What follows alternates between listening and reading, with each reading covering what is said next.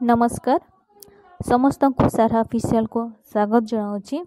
देखंतु मु पूर्व वीडियो गोटे करी वैदिक साहित्यर पार्ट 1 आज जानिबा पार्ट 2।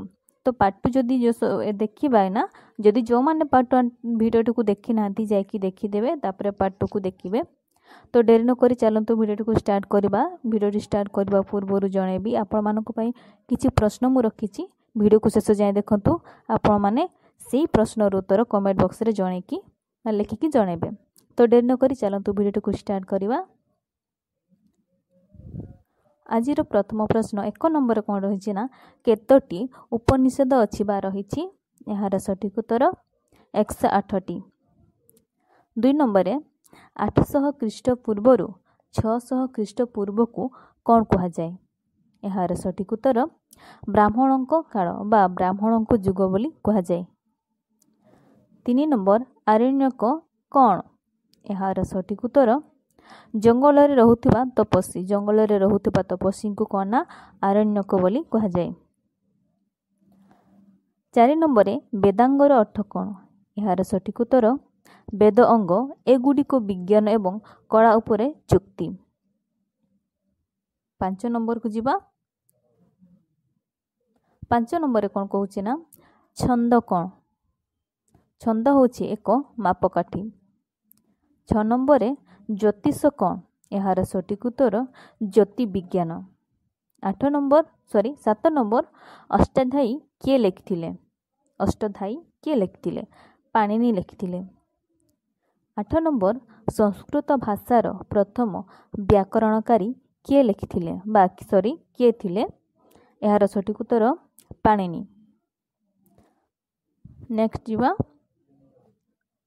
9 नंबर कौन कहूछि ना उपवेद केते प्रकारर।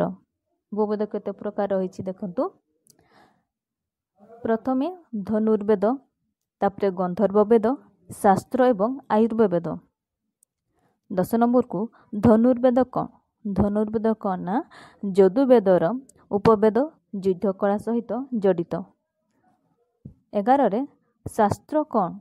एहार सठिक उत्तर अथर्व वेदर उपवेद सामरिक प्रजुक्ति विद्या सहित जड़ित। 12 नंबर पतंजलिर जटिलता कौन पाई सुपरिचित। एहार सठिक उत्तर योगसूत्र। 13 नंबर को जीवा। 13 नंबर कौन कहूछि ना प्रथम योग विश्वविद्यालय केउठारे प्रतिष्ठा होइथिला। एहार सठिक उत्तर मंगहिरे। मंगहिरे कौन ना प्रथम योग विश्वविद्यालय प्रतिष्ठा होइथिला। पुराण गुडी को कौन बा पुराण को कौन बोली कहता। पुराण गुडी को कौन बोली से पचारुछि। एहार सठिक उत्तर आर्य मानक पुराण धार्मिक पुस्तक। 15 नंबर केतोटी पुराण रहिछि। एहार सठिक उत्तर 18 टी पुराण रहिछि।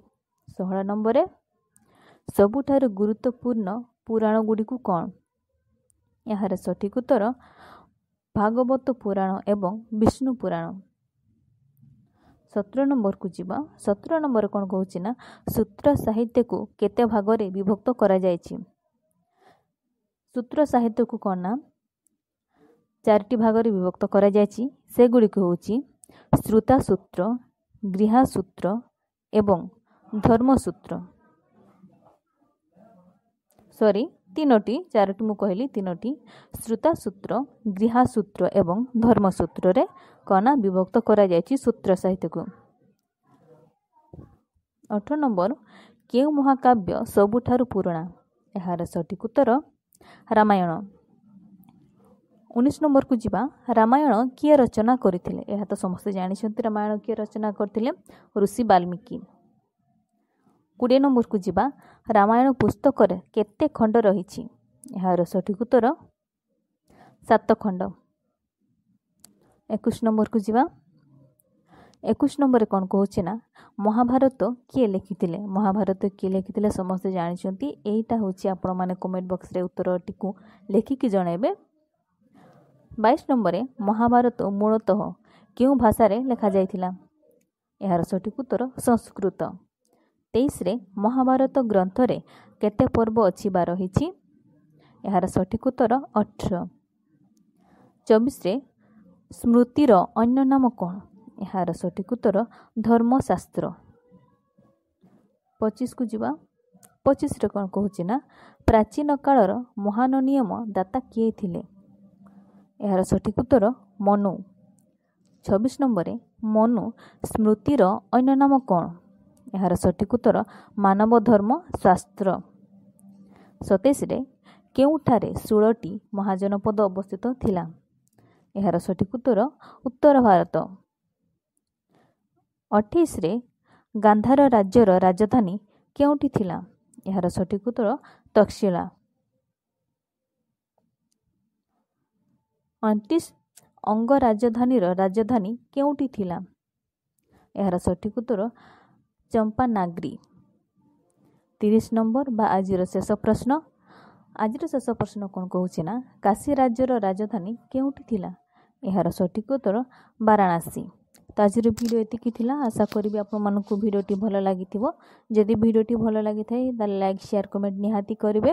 ଯଦି ଭିଡ଼ିଓରେ କିଛି ଭୁଲ ରହିଯାଇଥାଏ ତାହେଲେ କମେଣ୍ଟ ମାଧ୍ୟମରେ ଆପଣ ମୋତେ ଜଣାଇ ପାରିବେ। ମୁଁ ଭୁଲଟିକୁ ସୁଧାରିବା ପାଇଁ ନିହାତି ଚେଷ୍ଟା କରିବି। ତ ଆଜିର ଭିଡ଼ିଓକୁ ମୁଁ ଏଇଠି ଶେଷ କରୁଛି। ଧନ୍ୟବାଦ।